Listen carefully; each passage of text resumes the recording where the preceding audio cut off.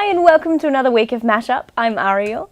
And I'm Scott. We've got a great episode for you all this week. Coming up on today's show, we take a step back in time even. Yes. And get a history lesson on Melbourne's Captain Cook's Cottage. Yes. And Melbourne's iconic trams. Beautiful. We also go behind the scenes and check out the world of indie game development. But first we take a serious look at life on the streets and the struggles that Melbourne's homeless face on a daily basis.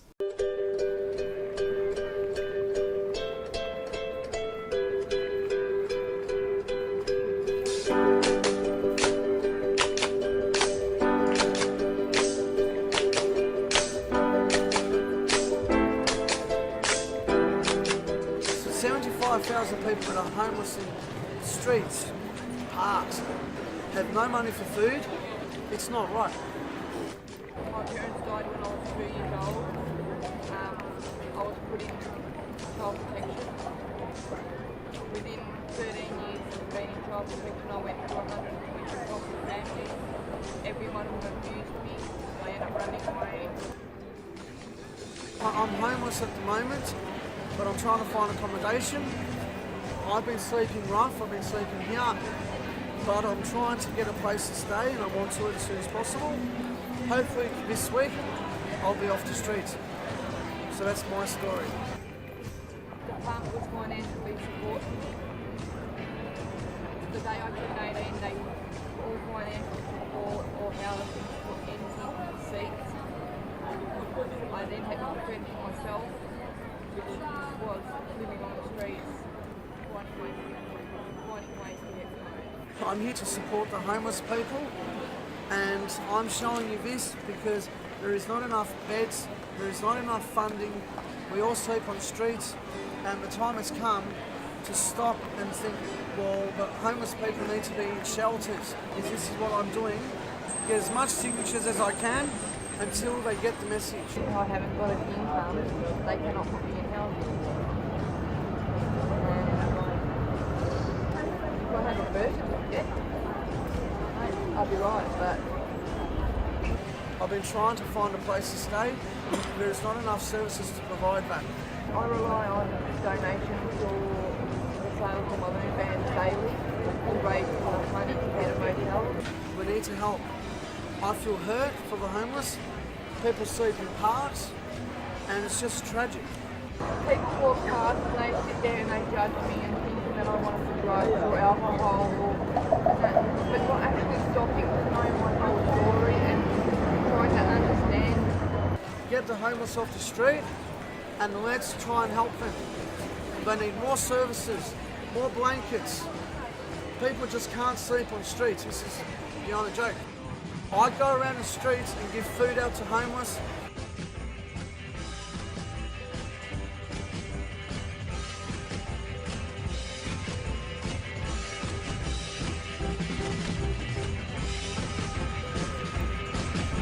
Don't just there to come up and have a yarn or donate or buy something. Sometimes I sit up at Melbourne Centre here, but Friday and Saturday nights I'm on the corner of Elizabeth and the Centre at 7-Eleven. I'm Simon Zlatkin, and it's very lovely to speak to you. If you'd like more information on how you can get involved and help, head to melbournecitymission.org.au. We'll be right back after the break. Welcome back. Now, if you're a video game fanatic, you're going to love our next story because we're going to take a behind-the-scenes look at the world of indie game development. Ooh, sounds interesting. I've always wondered what goes into making video games come to life. Yeah, We'll have to check it out.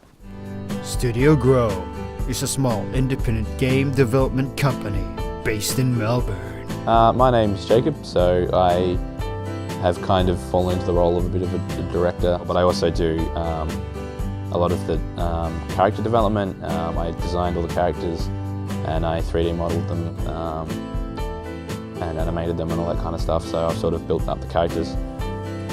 I'm Andrew. I guess I call myself a game designer. I mostly do level design, modelling like game objects like food, obstacles in the game. I'm Tim. I'm the programmer and I'm also have a tendency to be in charge of putting assets together in the game. We have another team member as well.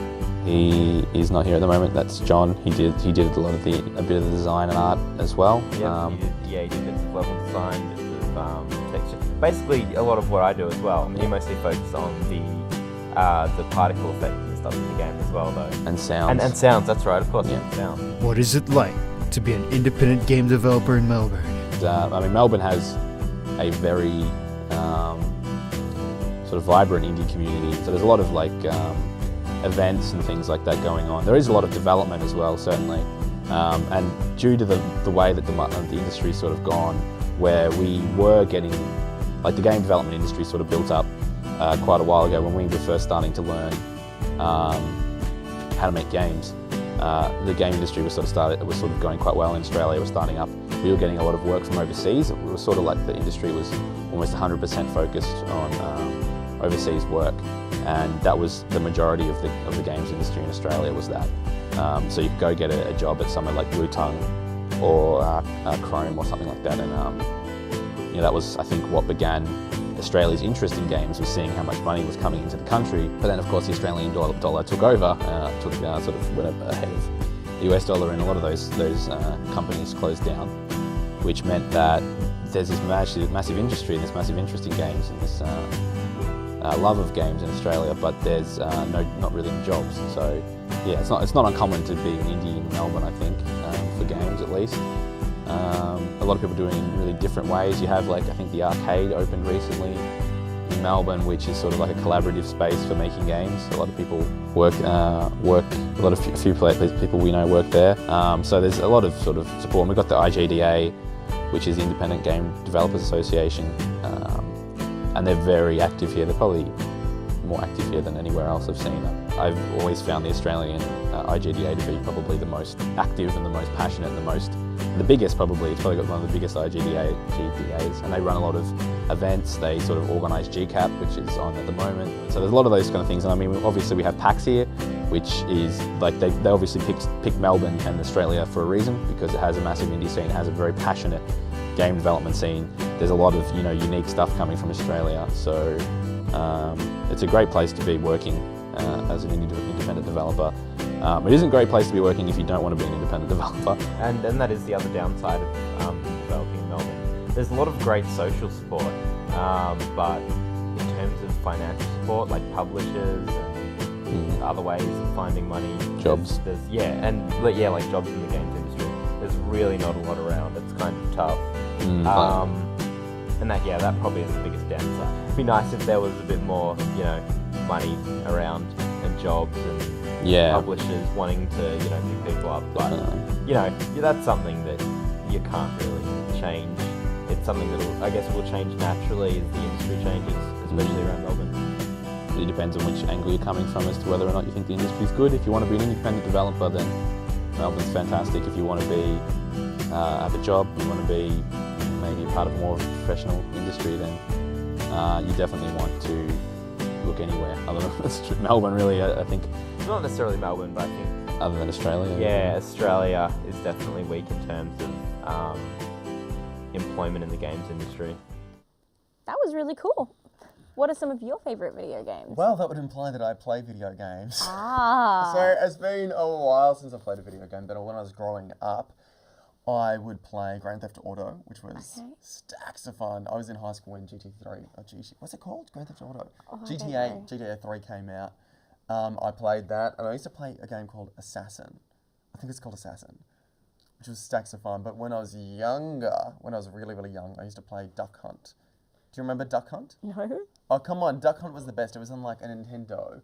And you'd have like a gun that you'd plug into the console, and you'd literally like line it up with the ducks flying across the screen. It was the best game. I loved it so much. Any of those things. But I had a tendency to cheat a little bit with Duck Hunt, because I'd just go up and put my gun to the screen. Oh, that's okay. You were just a little tight. I was like 3 or 4.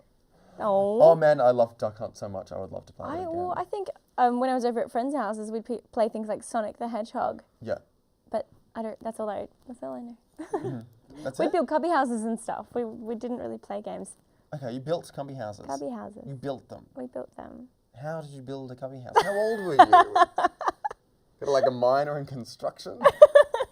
Perhaps we'd like cover the floor in moss that we picked out from the... From moss? Did you grow up in a forest? Bush Where areas. were you? We had a really big backyard. Anyway, Okay, sure. no video games, no. Oh well, we'll be right back after this break. Now, Ariel, I have a little bit of a history question for you. Oh, really? Yeah. Okay. Why did Captain Cook sail to Australia? Sounds more like a joke. Well, it's a joke, yes Oh, it is, okay. but Why, it sounds Scott? more like a joke to me. Why? Because it's too far to swim. Oh, well done. Thank you.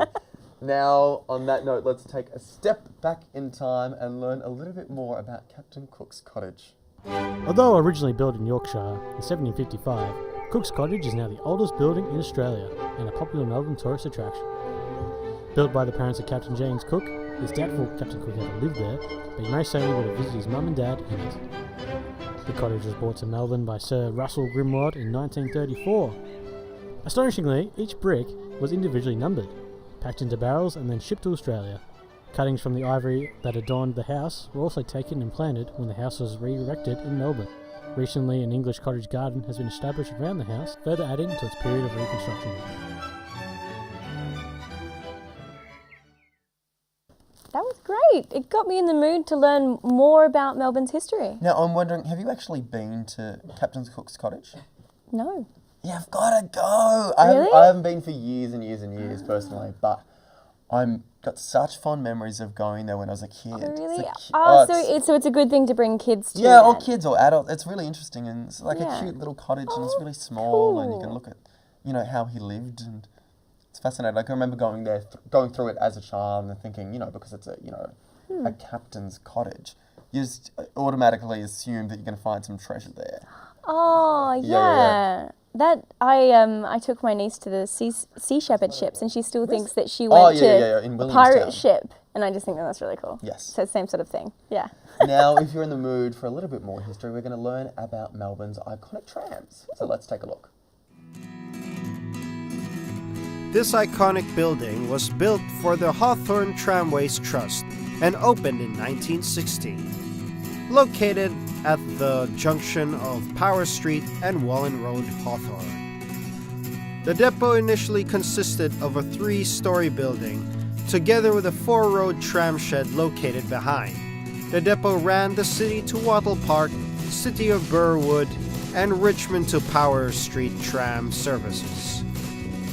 Hawthorn continued to operate as a running depot, but acquired the tram driver and conductor schools in 1925, and in the 1940s the uniform factory. The increase of car traffic saw a declining need for the public transport carried by trams, so Hawthorn Depot was closed as a running depot in 1965 and used only for storage of surplus tram cars and for tram cars required for operation of the driver training school. In the early 90s, the manufacture of uniforms was contracted out to commercial suppliers and driver training was returned to individual depots, so the building seemed doomed to decay and abandonment. In 1996, the depot was included on the Victorian Heritage Register, and soon after was offered for redevelopment. The redevelopment completed in 2002 included the innovative conversion of the main depot building to residential units and the building of new residential units at the rear of the depot site. As part of the same development, the original shed was restored and given a new lease of life in January 2003, when it was officially opened as the Melbourne Tram Museum to house Melbourne's heritage tram fleet.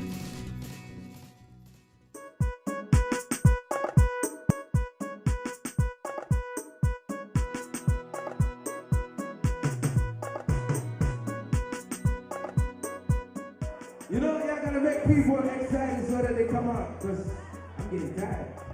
All right, ladies and gentlemen, introducing the first round.